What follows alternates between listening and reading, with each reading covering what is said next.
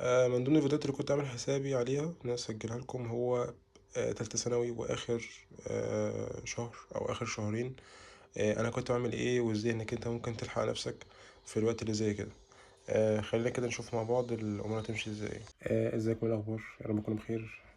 أنا محمود السيد، جاي في الثانوية العامة أو الثانوية الأزهرية 90%، وبمذاكرة بسيطة خالص. يعني مش أصلا أنا أصلا بطبيعتي مش بحب المذاكرة، فهقول لك أنا عملت إيه.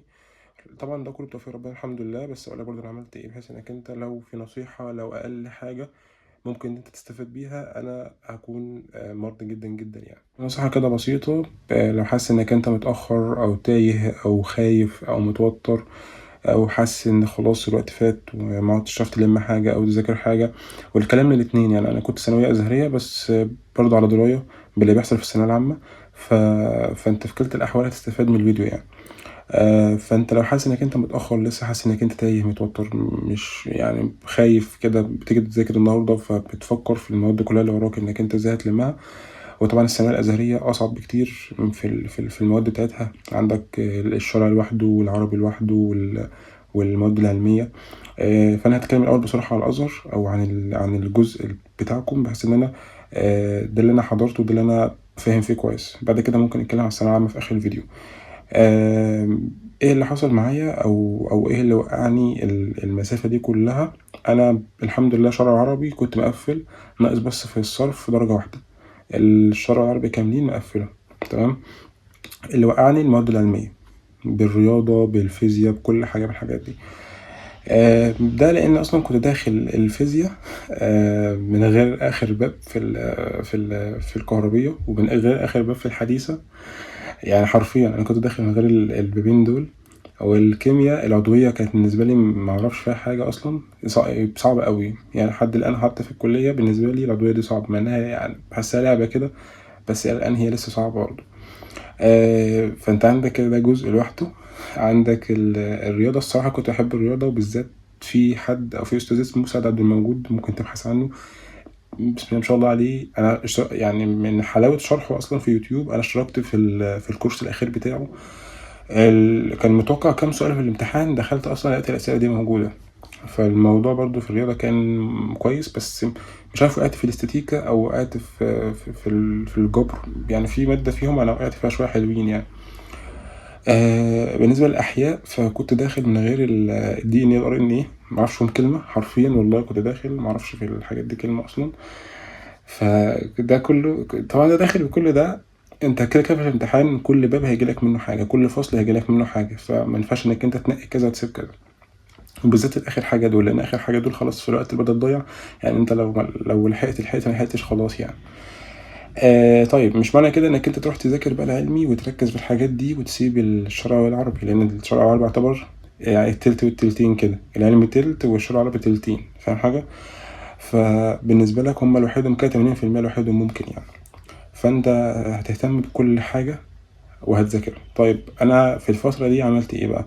اللي خلاني اسيبهم وما ذاكرهمش، انا حليت بخش احل الامتحان. انا مش عارف اغلب اصلا الاسئله اللي موجوده في الامتحان ده حرفيا. يعني ممكن مثلا اقول 40% انا عارفهم. ده اللي انا اعرف اعبر لك عن السؤال كمان. يعني مش عارف اجاوب لك اجابه نموذجيه، لا انا هعبر لك عن الاجابه بتاعته. والباقي انا حرفيا مش عارف فيه حاجه. مثلا يعني انا داخل اصلا ذاكرت وخلصت، بس الاسئله اتفاجئت ان ده سؤال في حته انا اصلا مش مركز عليها، حته انا ما خدتش بالي منها. ده بتحصل. فدي ميزة الامتحانات أو ميزة الحل في الوقت ده، إن الامتحانات دي أو أفكارها بتنبهك لحاجات أنت أصلا ممكن تكون مش واخد بالك منها، أو أصلا مش مدرك حاجة زي كده. صح مني في الفترة دي أعتقد، يعني خلينا صراحة مع بعض، أعتقد ما عادش وقت المذاكرة اللي هي المذاكرة الجامدة قوي. يعني طبعا أنت عندك، شوف أنت عندك كام مادة في الأزهر، فأنت أو حتى لو العام، فأنت كل ده أعتقد مش عندك وقت إنك أنت تقعد تذاكر كل ده تاني وتحفظ كل ده تاني وتستوعب كل. لأ، هي فترة مراجعة وفترة انك انت لو في باب او في فصل انت ما ذاكرتوش، انت بس افهم الفصل. حاول تفهم الفصل، حاول ما تكونش داخل الامتحان وانت سايب باب انت ما عندكش اي معلومة او ما عندكش اي آه فاهم انت اللي هو حتى عندك فكرة عن الباب، حتى عندك فكرة حتى لو هتهبدها، بس انت عندك فكرة عن الباب. حتى لو انت مثلا جيت تحل الامتحان جالك سؤال فانت عارف انت رايح فين. ده اقل واجب خالص ممكن تعمله مع نفسك، فاهم حاجة؟ فمش يعني هتخش الامتحانات لو دخلت تحل امتحان ولقيت نفسك مش عارف تحل، طبيعي جدا، طبيعي، مفيش فيها اي مشكلة خالص. انت هتخش هتفتح ورقة بيضة بس، تمام، جنب الكتاب او جنب الPDF او ايا يكن السؤال، هتكتب بس حله كده او هتحله. اهم حاجه انك انت تكتب بس الحل بتاع الامتحانات وتلخصه مع نفسك، عشان دول انت هتعتمد عليهم بشكل كبير بعد كده. فانت سيستمها زي ما انت عاوز، بس انا نصيحه مني الصراحه، او اللي انا بحبه او اللي انا بعمله يعني، ده كرأيي الشخصي وبنصحك بيه برضو. انت حل من الوقت كده جنب المذاكره برضو، حتى لو حاجه بسيطه، حتى لو انت يا عم مش قادر تسيب المذاكره ومش عاوز يعني، مش قادر برضو تسيب المذاكره، فاهم؟ آه ذاكر وحل برضو جزء بسيط كده كل يوم، بص على الامتحانات، خد افكار المدرس اللي في الدرس، مديك مذكره او مديك حاجه، اعتمد عليها وذاكرها، لان هو بيكون جايب لك ملخص الملخص لبعض الحاجات.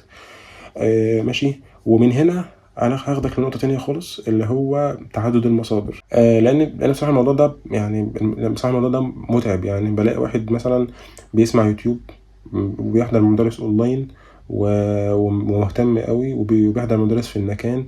طب انت يا ابني بتلاقي وقت لنفسك منين بقى؟ يعني انا كمحمود اهو مثلا بذاكر مع التلاتة، بلاقي وقت لنفسي؟ ما هو لازم يا جماعه برضو المدرسين والليله دي كلها بالنسبه لي 30% وانا 70%، يعني فاهم؟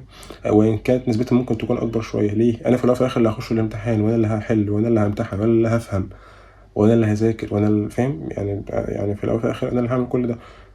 فلازم ان انا اكون مستوعب كويس وفاهم كويس، مش عمال اسمع واعدد وقلت انا باخد معاه كذا وكذا وكذا. ما هو مش بالعدد، في ناس بتاخد اصلا يوتيوب بس وما شاء الله عليهم دلوقتي يعني في المواد بتاعتهم يوتيوب بس. لا تقول لي بقى مدرس اونلاين، ولا تقول لي مثلا مدرس في المكان، ولا اي حاجه، فاهم حاجه؟ فالمواضيع مش بعدد المدرسين وكترهم انك انت هتجيب مجموع عشان انت بتاخد عند او عند احسن، لا يعني ما تحسبش كده خالص يعني. انت اول حاجه واخر حاجه بص لنفسك، شوف مستواك في الماده دي وصل لفين. يعني انا مركز أوي مع المدرس ده وشايف مستواي معاه اتحسن وهفهم منه وهوصل معاه للنهايه، نمسك مع ده ونسيب الباقي.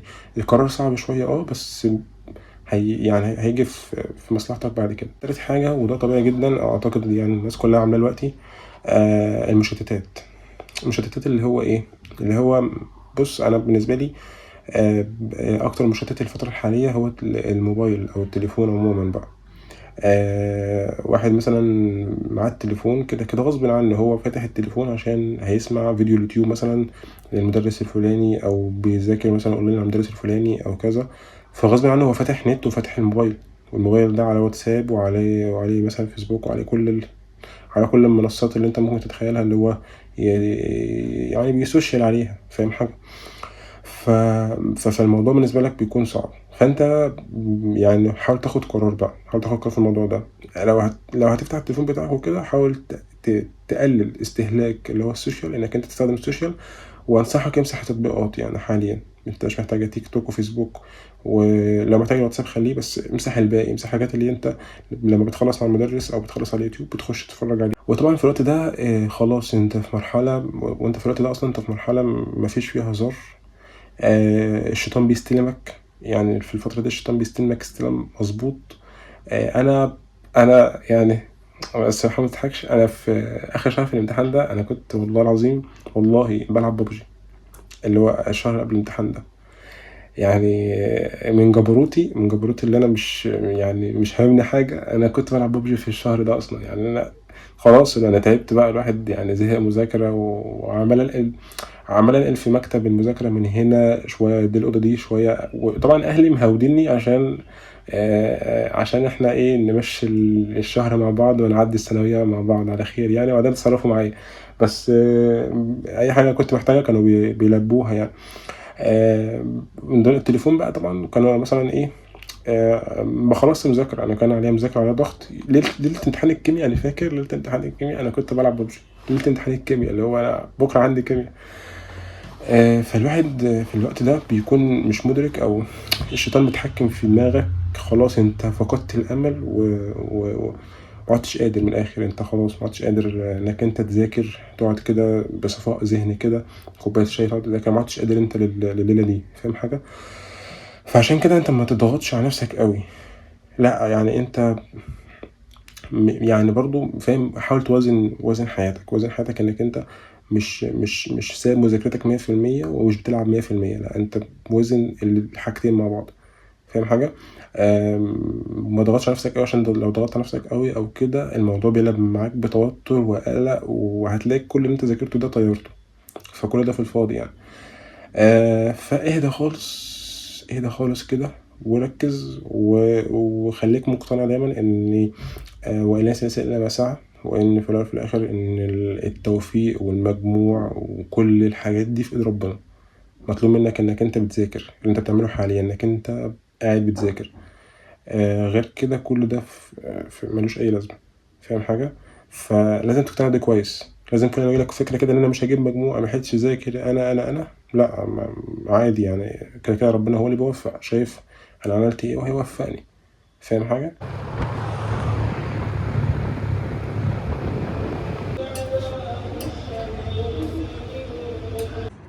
مغرب جدا، لسه حاليا خارجين من الكلية يعتبر.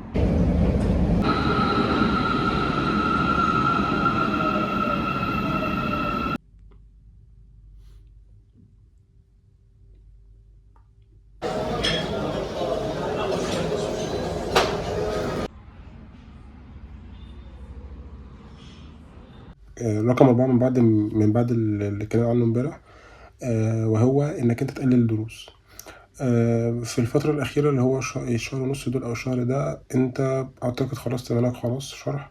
يمكن اللي بيكون شغال الفترة دي أو بتلم هو العربي، وبالذات البلاغة والنصوص والأدب والحاجات دي. وده خدتي العربي خاص. العربي خاص فايدته إنك أنت بتحل امتحانات كويس جدا، بتراجع كل يوم على المنهج. أعتقد بيشرح لك المنهج كويس جدا، مش اللي هو بيقرأ وخلاص، لا بيشرح لك المنهج كويس جدا. فالفترة دي الصراحة خدت خاص، فالموضوع فادني جامد. عشان كده كان من ضمن الأسباب إن أنا قفلت الحمد لله عربي يعني. نصيحة مني الصراحة في الفترة دي، مش بقولك عشان تروح تاخد خاص ولا حاجة، بس انت لو شايف نفسك في دروس بتضيع فيها وقت، زي مثلا خلينا نقول الشرعي، مثلا الرياضة، ما تسيبش الرياضة، لازم تحضر الرياضة دايما عشان صعبة. الكيمياء حاول برضو تحضر لها. الفيزياء، الأحياء يعني لو انت مخلصها ومظبط الدنيا فيها فممكن ما تحضرش. يعني في كام حاجة كده أنا زي ما بقولك بديك النصيحة وأنت طبقها عندك بقى، يعني شوف أنت إيه اللي عندك مناسب، أو ممكن تسيبه فعلا اللي بيضيع وقتك، وممكن ما تسيبوش يعني. وإيه الحاجات اللي ممكن توفر بيها يوم كامل بدل ما أنت رايح جاي على الدروس. طبيعتي إن كل مدرس يعني عاوز يخلص مادته، عاوزك تقفل المادة وهكذا، فبيضغطك أصلا معاه في امتحانات وحوارات، فأنت في غنى عن الضغط ده الفترة الحالية، وهتركز أكتر الحاجات اللي أنت ضعيف فيها. خامس نقطة بقى خلينا نتكلم عنها، عاوزك تمسك الحاجات اللي أنت ضعيف فيها تظبطها. يعني لو عندك الكيمياء، طبعا عندي العلم كله موقعني، فلو أنت عندك كيمياء مش كويس فيها مثلا ظبطها، لو عندك الفيزياء مش كويس فيها ظبطها، الحاجات دي كلها. وفي النهاية خالص يعني أنت لا مقصر ولا مضيع وقت وعاوزك ما تتوترش كده وما تخافش يعني. اهدى كده، فاهم حاجة؟ اهدى كده وارمي الحاجات دي كلها على ربنا. اعرف ان الحاجات دي كلها، او ربنا قادر ان هو يخليك تجيب 90%، وقادر ان هو يخليك تجيب 100%، وقادر يخليك تجيب 95، وقادر يدخلك الكلية اللي انت عاوزها. لو انت واقف على درجة تمام، ومفيش من عند ربنا تيسير او امر بانك انت تاخد الدرجة عشان مثلا تخش طب او تخش هندسة، واقف على الدرجة دي اهي، مش هتاخدها، مش هتخش، فاهم؟ فانت اعتمد قوي على ربنا.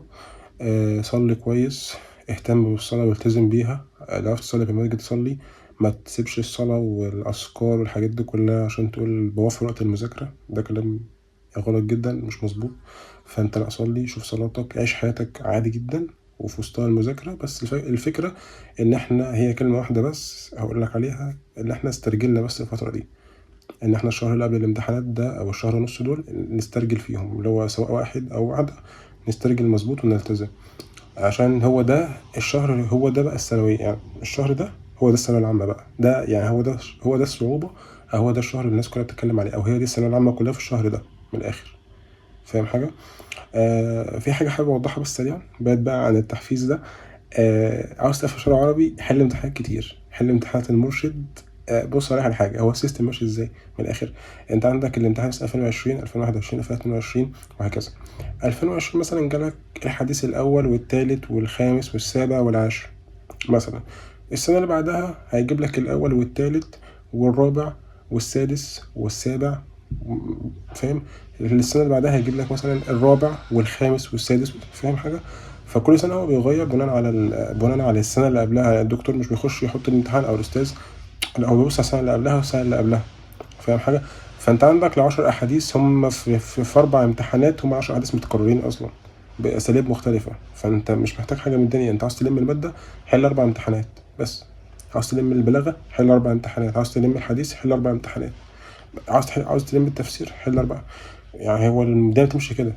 والله نصيحة مني، عاوز تقفل شوية عربي، حل بس الامتحان بتاعت المرشد بس، واكتبها في ورقة كده هو، وراجعها كويس أول بأول، وإن شاء الله خير. ربنا إن شاء الله كريم يعني. أشوفكم على خير، فيديو جديد. والسلام عليكم.